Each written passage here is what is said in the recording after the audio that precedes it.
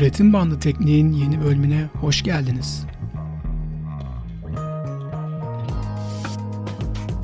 Selam Üretim Bandı dinleyicisi. Üretim Bandı aslında bir podcast'ten daha fazlası. Biz aktif bir topluluğuz. Ürün geliştirme ve şirket yönetimi ile alakalı konularda kendi aramızda konuştuğumuz ve yeni şeyler öğrendiğimiz aktif bir Slack platformumuz var. Katılmak istersen üretimbandı.com/slack linkine giderek topluluğumuza giriş yapabilir, sadece topluluğa özel oluşturduğumuz içerik ve etkinliklerden faydalanabilirsin. Unutmadan, topluluk üyeleriyle paylaştığımız, 2 haftada bir yayınladığımız bültenimize de bekleriz. üretimbandı.com/bülten linkinden bültene kaydolabilirsin. Keyifli öğrenmeler.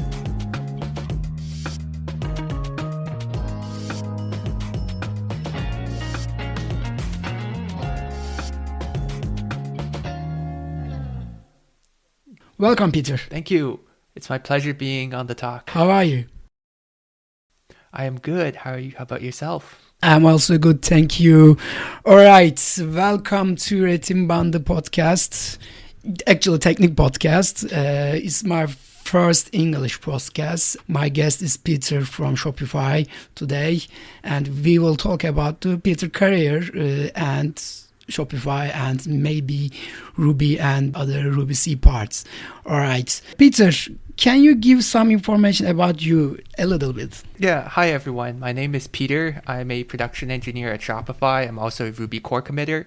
At Shopify, I work a lot on Ruby itself. So I work specifically right now, I work on the garbage collector. I work on a project called variable width allocation, which is currently co-authored by myself, Aaron Patterson, and Matthew Valentinehouse. Matt and I gave a talk about our initial implementation of variable width allocation at Uruko. So if you want a little background on how variable width allocation works and what we're trying to do, be sure to check out that talk. Yeah, so that's a little bit about myself. Yes, you are doing lots of things about Ruby and you are working a great company, which is Shopify. And I want to learn something about you a little bit. How did you start to work in Shopify? I see your blog post. You start to work Shopify as a engineer intern, and after that you promote to being a production engineer. What are you doing, and how did you start your story in your Shopify? Yeah, my story with Shopify starts actually quite a while ago. So it starts from when I was 15. That was the first time I've interviewed at Shopify. Back then, my high school computer science teacher told me that Shopify might hire interns. And she told me to just give it a shot, like what's the worst that can happen? So I just I put together a resume, sent an application in, and I got an interview. I got an interview with a recruiter. I passed that. I got 3 technical interviews, but ultimately I didn't get an offer at the end. But I learned a lot about how to do technical interviews, how to submit applications for jobs. But the recruiter at the end gave me good feedback and told me to apply again next year. And she told me all the ways that I can improve. And so I spent a year, I improved myself, and then I applied again when I was 16. And then I passed all my interviews. And so in the summer of 2017, I became an intern for exactly 10 weeks. It was a very short internship. That was because it's between high school and university. So then I had a great summer at Shopify, and I still remember to this day. And I'm very grateful for the opportunity that I got, because I think I learned so much from that summer. 15 and 16, it should be crazy, huh? Why? Yes, yeah. Working in 16 as a software company, it should be hard for you, huh? Yeah, it was an incredible opportunity, and at the time I couldn't believe it, but they gave me that opportunity, and I really did learn so much from the people around me when I was working there. Yeah, maybe. Did you have any plan to being a software developer or something when I was in 16 or 14? Yeah, so I've always liked computers, and when I was in high school, I knew that software was the thing that I wanted to do. So I really put in like a lot of time, like learning how to code, writing code, and sometimes my grades suffered in school because of this. So yeah, it's truly my passion. I really do enjoy software. I can't explain why, but I just do. It's just the way software works is just so fascinating to me. Yeah, I see, because you are doing lots of things. Actually, you are working Shopify in a production, as a production engineering, and you are working Sorbet, and we will talk about these things later. And you are a Ruby core committer, a young developer, and you are 21, am I right? Yeah, it's great, Peter. Anyway, how do you feel working in Shopify? Because it's very, as I told before, is a very big company. And how do you feel as a young developer? Yeah, so, like, I think I've gone, like, all throughout my journey up until now, I think I've really appreciated all the people around me, people in my team, my leads. They've all been very supportive. They've helped me in many, many ways, both professionally and personally. So like when I was interning, I learned so much from the people around me. Like they're all very open to teaching me, who was very inexperienced back then, about things like Ruby, Rails, and all that stuff. Yeah, so I really appreciate like the friendliness and the support of everybody that I work with. So that's something I really appreciate, and that's still something I get every day is, like support from my coworkers and my lead about things about like professional development and personal development. Yeah, and like I really like what I do because I love working on open source. I think open source is like, it's something that I use all the time. It's something we all use all the time. And it's something that, society's built upon open source software. And the fact that I get to work on open source software as my job, I think makes me feel good because I feel like I'm having a big impact on the world. Yes, you do. And being a production engineer, what does it mean, production engineer? It's a fairly broad term. Production engineers here work on things like reliability, work on performance, work on resiliency. They work on infrastructure as a whole. So I guess a simple way to think about it is like front-end and back-end developers, their customers are Shopify's customers. Whereas for a production engineer, our customers are those developers. So we work on things that make other developers just work better. And so I work on the very foundations of that, which is Ruby itself. A lot of our backend developers use on a day-to-day basis. Yeah, actually your daily job is improving Ruby performance on Shopify. Am I right? Yeah, so the goal is that it improves performance for everyone, so not just Shopify. And being the largest Ruby code base, I think if we can improve performance for Shopify, I think we can improve performance for everyone using Ruby. Everyone using Ruby. Maybe we can talk about how you met with Ruby. Why Ruby? Yeah, so I originally learned Ruby for Shopify, but then I found out that I really like Ruby, and in particular Rails. I think Rails is such a great framework, and there's just no other framework like it. Like Java doesn't have one, Python doesn't have one, although it comes sort of close, but not quite. Nothing's like Rails, and I just really, really like Rails. Maybe we can a little bit difference of the Rails and other frameworks. For my side, Rails is very powerful web framework. You can do anything with using one framework doing on web. And other frameworks, you need to add other libraries or something. And what about you? About Rails, what do you think? So one of the things I like about Rails is that it's very structured. So like it forces, like it's it forces upon you like a sort of convention that you have like an app directory, and under that you have like controllers, models, versus other frameworks are like you get your own choice. But I find that most of the times what happens is, if for like a smaller app, maybe not like Shopify scale, but more like personal project kind of thing, I find that designing it yourself is much more messy than something that's, a structure that's designed, that's well thought out and that you should follow. And so it's much easier to follow other people's code in a Rails app than any other frameworks. I saw your blog, your experience, and you contributed to Rails in 2019. And now, are you contributing? Not actively. So that was because there was a feature that I wanted to implement that didn't exist in Rails, in active storage in particular. And, I was like, yeah, I'll put in some time and actually implement that feature into Rails. Right now, I'm focusing my efforts on Ruby. And to be completely honest, I haven't been writing Rails much lately. So I haven't had the opportunity to write more things for Rails.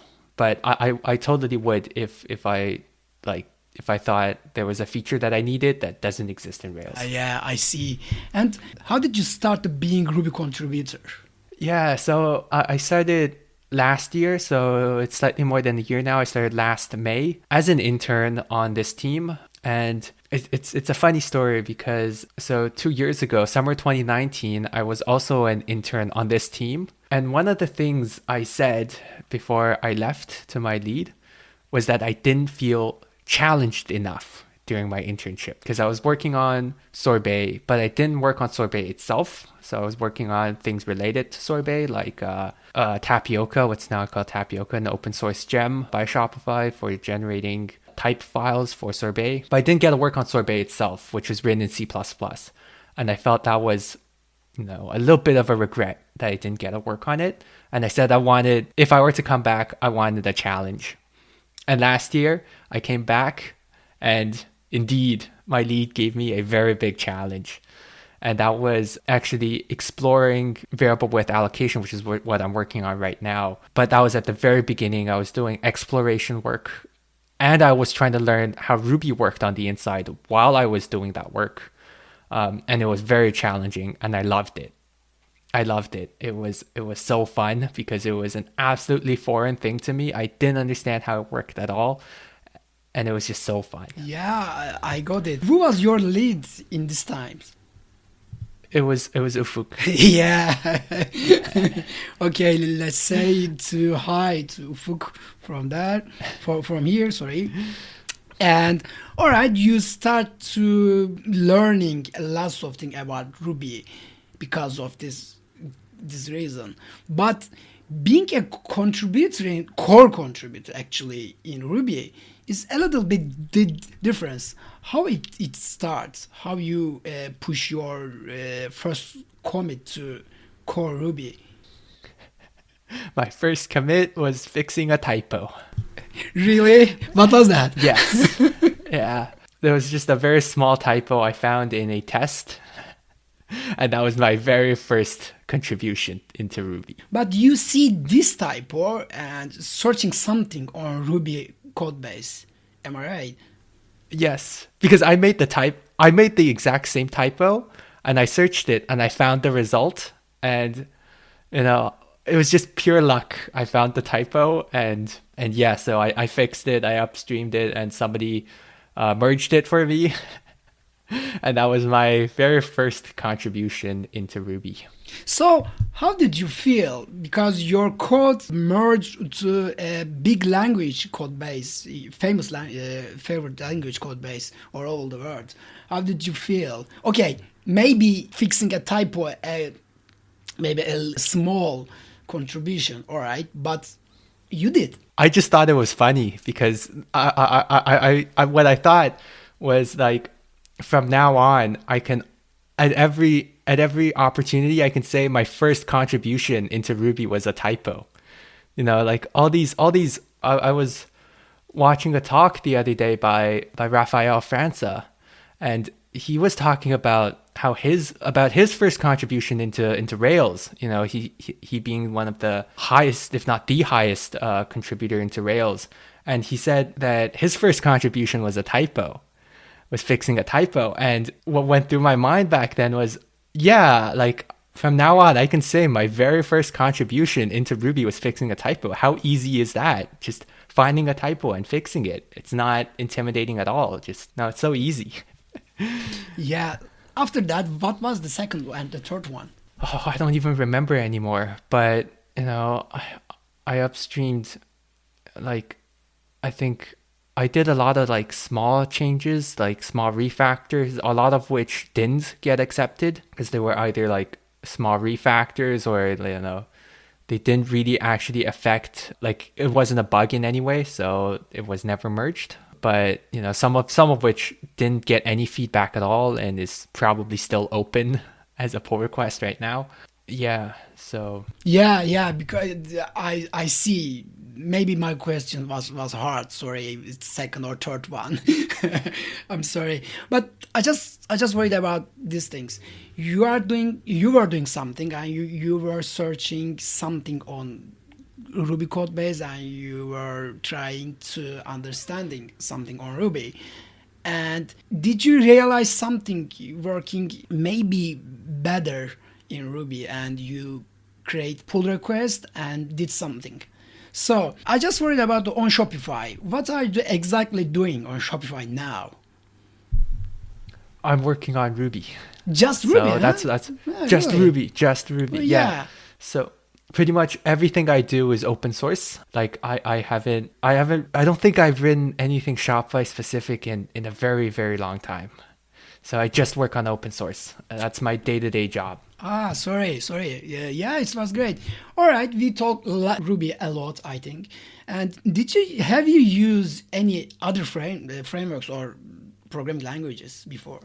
Yeah, so I started off with Java actually, and I spent most of my high school actually learning Java. So when I was in high school, we actually there was three of us. We had a small, like, I guess you call it like an after school club. That's just the three of us. We would meet on weekends and we would learn something together about programming. And so what we actually learned was Java. So we taught ourselves Java.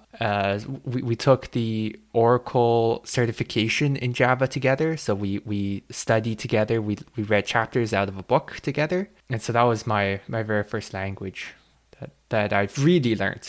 So there was like, before that was like JavaScript, but I was like, it wasn't really like serious programming. Yeah, I see. What do you think about the differences Java and Ruby? Because Ruby a scripting language and there is no type in there, and Java a compiled language and static types. How you feel to change your language Java to Ruby? Yeah, so I think learning Java first was good because it, like, there's a lot of like conventions in Java, and you know, like you have to write your types nicely, or else, you know, you have it makes your code really difficult to use. So you have to properly use like interfaces. You have to properly use inheritance. Whereas Ruby is much more loose. You can just do duck typing, and you know, you can just do whatever you want. And I think the structure in Java really like helped me learn better code conventions than if I started off in like Ruby. So it is quite a big change coming from like Java to Ruby. But I think starting off in Java was nice because, you know, it's always, if you start off with the more difficult thing and you move on to the easier thing, it's always easier than starting off with the easier thing and moving on to the difficult thing. So that's my take on Java versus Ruby. Yeah, I agree with you. And what about the C? Have you used C? Part like for work and stuff, no, and like before this, never actually. I wrote a little bit of C when I was in university, but not that much, and nothing at the scale of like Ruby, like not even close to the size of Ruby. I've never worked on a code base this large in C before. Yeah, so that was a challenge. So that was actually another challenge for me last year when I started working on Ruby as an intern, was there was the code complexity of a project as large as Ruby. I've also never worked on writing an interpreter before, so never worked on that kind of thing before, and I've never really worked with C before. So it was very, very challenging for me. Yeah, I ask C exactly because you are writing a blog post series about Ruby C extensions. Actually, C extensions, and I think you are doing a great job because before the record, I told you I never read the C code on Ruby or C API, the Ruby C API, and I met these things with your blog post. How did you start this? What was your thinking to write this blog post series? Yeah, so last year, at the end of the year, I worked a little bit on Liquid C, which is, I don't know if you've heard of Liquid. It's a templating engine that we use at Shopify. It's open source. It's used by other frameworks like Jekyll if you host, like GitHub pages or something. And so last year I worked a little bit on Liquid C for about a month and a half, maybe 2 months. I don't quite remember. But one of the things that I found was that the C API, the Ruby C API has very little documentation. And so I thought it wouldn't be too hard, but turns out it's actually pretty difficult to be writing a C extension because I ended up having to read a lot of Ruby's C source code to figure out how to actually do something as simple as, let's say, setting an instance variable or calling a method through the C API. And there's very little documentation online. Most of the articles people write are about how to set up your very first C extension, but then they don't go into more details about how to use the more complex APIs, like calling methods, for example. And so that's my inspiration behind writing this series is, I wanted to have from introduction to advanced topics about C extensions and how to write them. So hopefully my goal is at the end of the series, if you read the whole series, even if you have no C experience, you should be able to start writing C extensions yourself and, being able to understand how to do most of the things that you would do in Ruby, like calling methods, setting instance variables, creating objects, and all that kind of stuff. Yes, but the previous episode we talked about writing technical blog posts in Turkish, and writing a technical blog post is hard, especially for developers, because our main job is developing something, not writing something. What is your motivation doing? Because you have a table of contents and you have lots of code examples, and you are doing these things very, very regularly. So what is your motivation? To writing blog posts in general? Yeah, in general. Or and writing the C Yeah, extension? in general and C extension, yes. Yeah, so in general, so last year, my lead encouraged me last year to actually start writing blog posts about Ruby's garbage collector because there's not much content online about how the garbage collector works internally inside Ruby. And, I was at the time, I wasn't too sure because I've never written blog posts before in my life. And, in high school when I was in English classes, my teacher always told me my essays were not good. My English was bad.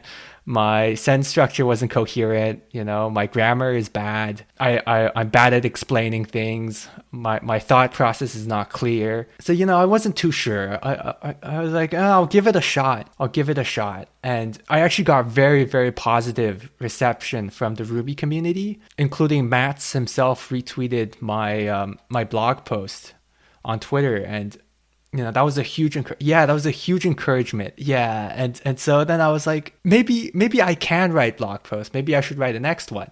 And I wrote the next one, and then I wrote another, and then I just every time I come upon something interesting that I think I could share with the world, I write a blog post about it. Yeah, and what are you planning? What are you planning about these Ruby C extensions? Okay, I guess you will write 12 blog posts, and after that, what are you planning? I don't know yet. So I actually don't know. So right now, the C extension blog posts are my main focus.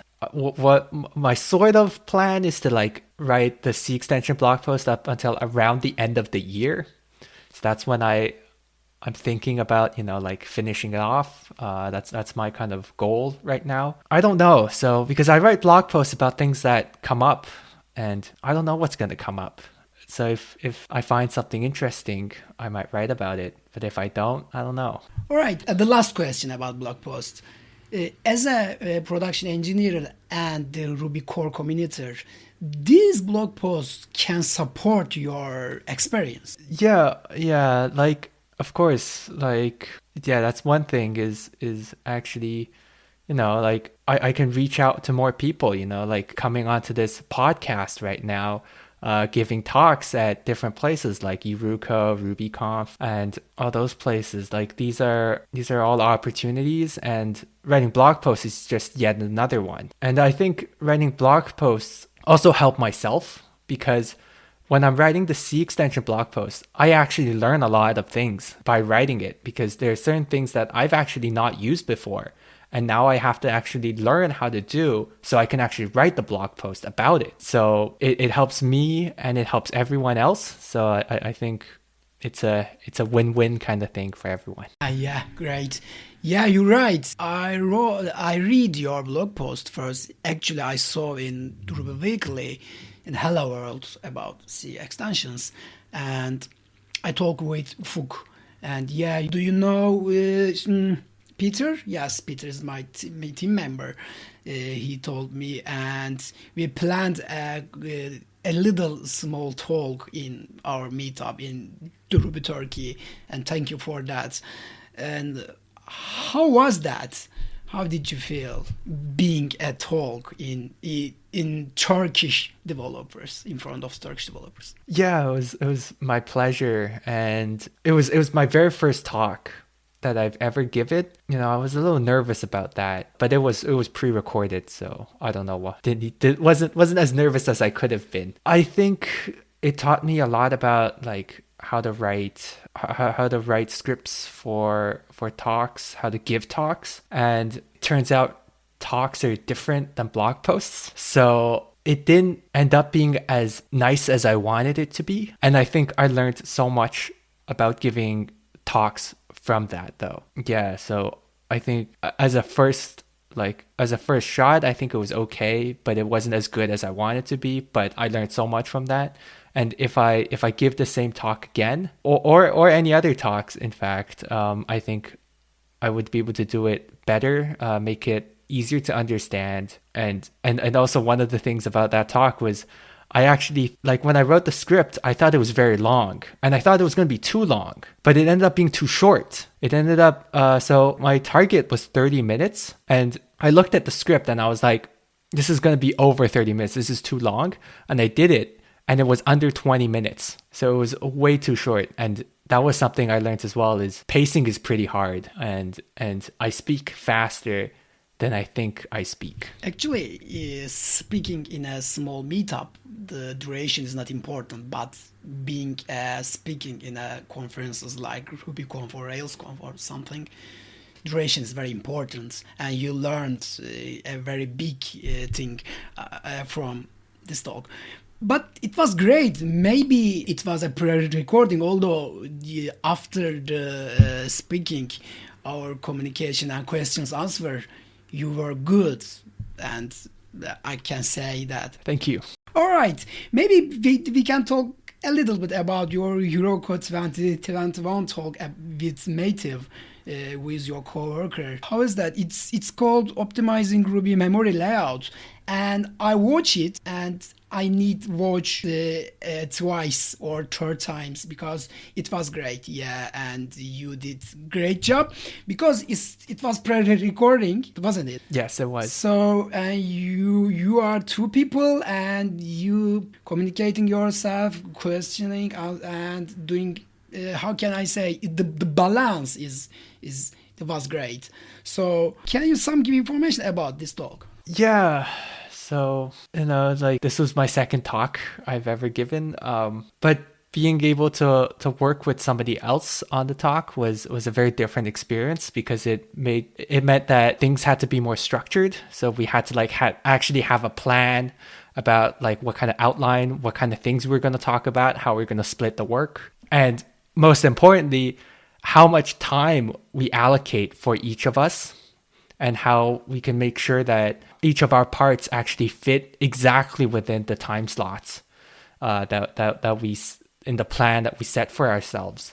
So that was a very different experience, trying to get it together. But I think the end result of the talk was that it was very high quality, and I think we did a very good job on that. At least I was very satisfied with the quality that came out of it. I think the community had a good response to it, but we were explaining a very experimental feature, and it's not something that's turned on, and it's not something people use right now. So it doesn't affect anyone right now. So there's only so much they can say about it, but I think we'll be able to get more feedback about this feature once we actually do more work on it and actually have it production ready. Yeah, I see. All right, we talk lots of information about your career and your job, and I want to talk about a little bit your hobbies. What are you doing in your leisure time? So in the winter, I go skiing because I'm based in Ottawa, Canada. So it's cold here for probably more than half the year. So in the winter, I enjoy doing things like skiing. In the summer, right now, it's pretty nice out, so sometimes go fishing. There's, a lot of things that Canada has is snow and wilderness. So we go out in like rivers, lakes, and go fishing. So that's really fun. I also like learning new things. So right now I'm learning Japanese. Really? Yeah. How is it going? Basic, but I'm still learning.